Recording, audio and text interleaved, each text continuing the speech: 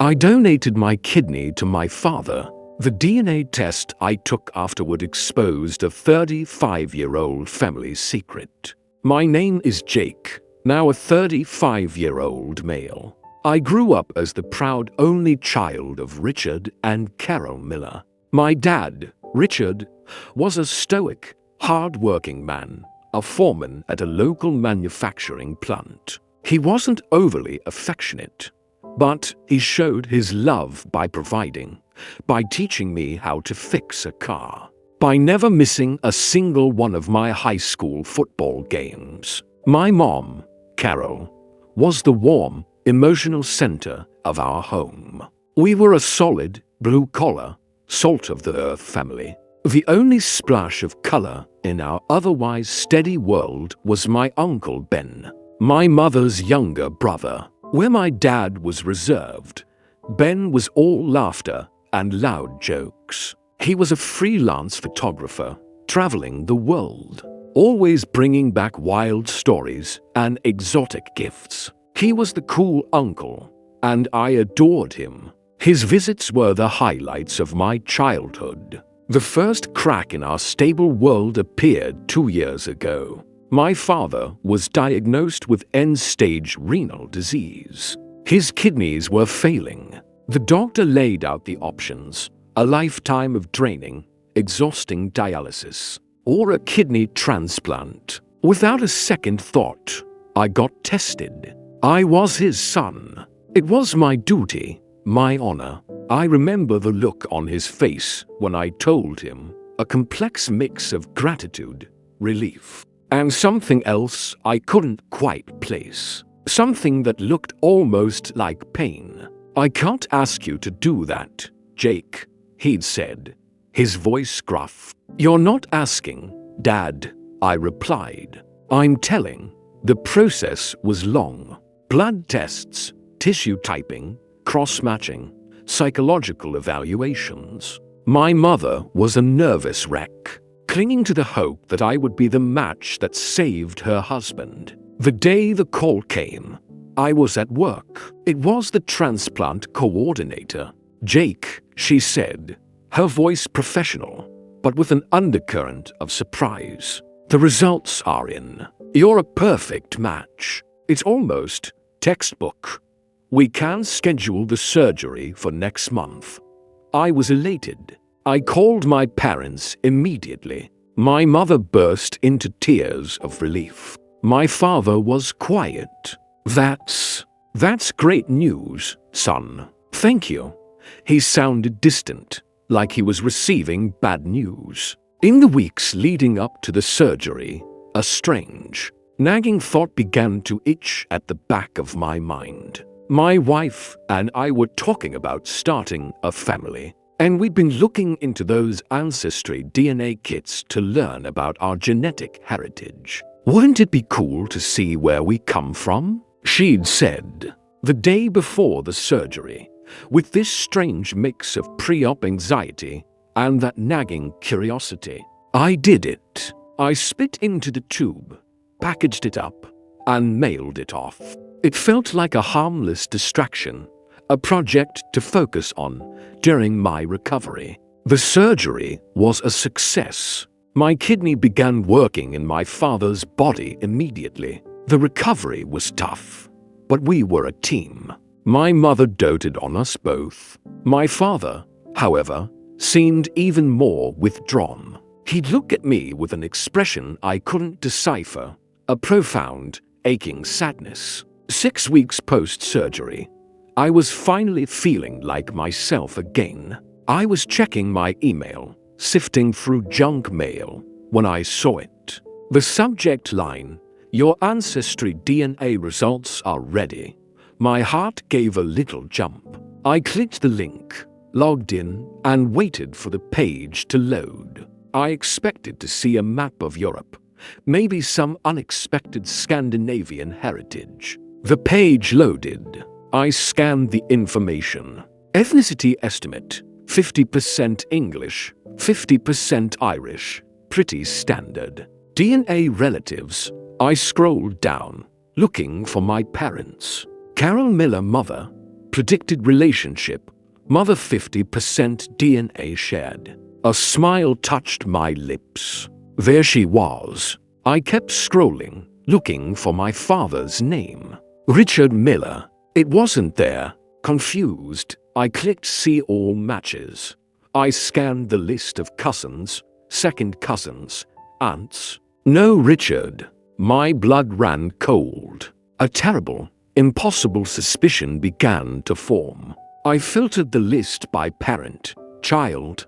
Only one match appeared. Ben Carter, predicted relationship, father 50% DNA shared. The world stopped. The air left my lungs. Ben Carter, my Uncle Ben. I stared at the screen, my mind refusing to process the words. It was a mistake, a horrible, catastrophic error. I refreshed the page. The words remained, Father, Ben Carter, the man I had just given a part of my body to, the man I had called Dad for 35 years, shared no DNA with me. The fun, itinerant uncle I idolized was my biological father. I drove to my parents' house in a blind rage, my hands shaking on the steering wheel. I burst through the front door. My mother was in the kitchen. I didn't say a word.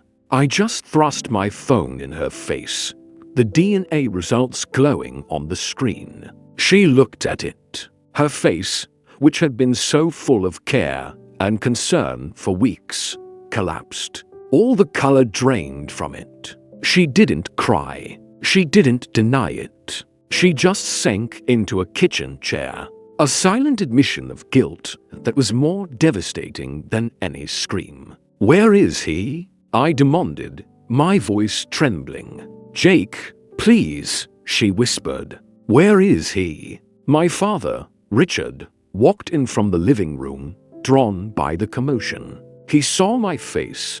He saw my mother's posture, and he knew. The secret he had carried for 35 years was out. He looked old, defeated. Tell me, I said, my voice breaking. Tell me the truth. All of it.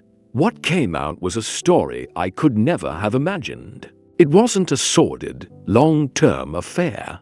It was a what-time mistake. A night, about a year before I was born, when Ben was home between trips.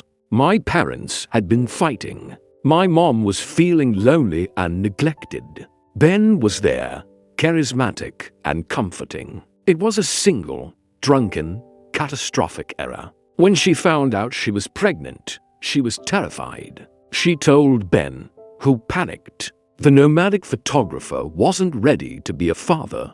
He begged her not to tell Richard, saying it would destroy the whole family. So, she told Richard the baby was his. And Richard, who loved her more than anything, chose to believe her. He chose to raise me as his own. He buried the truth so deep that even he had almost convinced himself it wasn't real. He had loved me, provided for me, and stood by me, all while living with the knowledge that I was a walking, talking monument to his wife's betrayal and his brother-in-law's cowardice. The reason for his distance, his strange sadness when I was a match. It all made sense. He knew. On some level, he had always known. The fallout was a silent, freezing winter.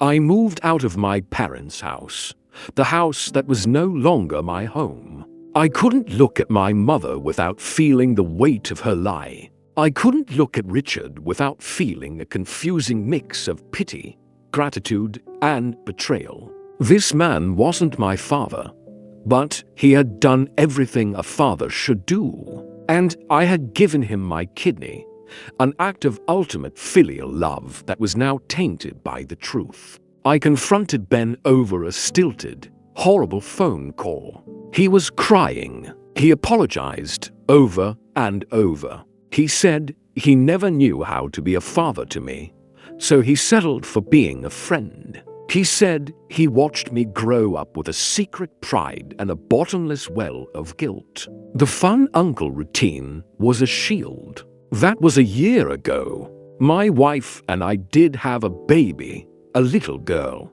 Her birth was supposed to be the happiest moment of my life, and it was. But it was also shadowed. My mother is allowed to see her granddaughter, but our relationship is forever fractured. She is a ghost of a former self, weighed down by a lifetime of deceit. Richard. I don't know what to call him. We talk. It's awkward. We are bound together by a lifetime of memories and a piece of my body working inside him. He is the grandfather to my daughter, but the easy, unspoken bond we had is gone, replaced by a painful, complicated history. And Ben, the man who is my biological father, he tries, he sends gifts, he calls, but we are strangers. The foundation of our relationship was a lie, and you can't build anything real on that. I saved a man's life. I learned that my entire identity was a carefully constructed fiction. I have 3 parents, and yet I feel more orphaned than ever.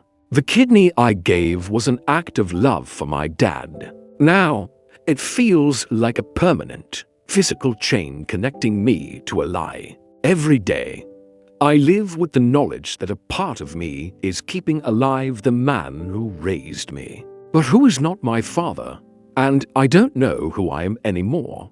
TLDR, I donated a kidney to my father, only to take a DNA test afterward that revealed he wasn't my biological father. My uncle was my real dad, the product of a one-night stand my mother had. I saved the life of the man who raised me under a lie, and now I'm connected to him forever while navigating a relationship with the biological father I never knew I had.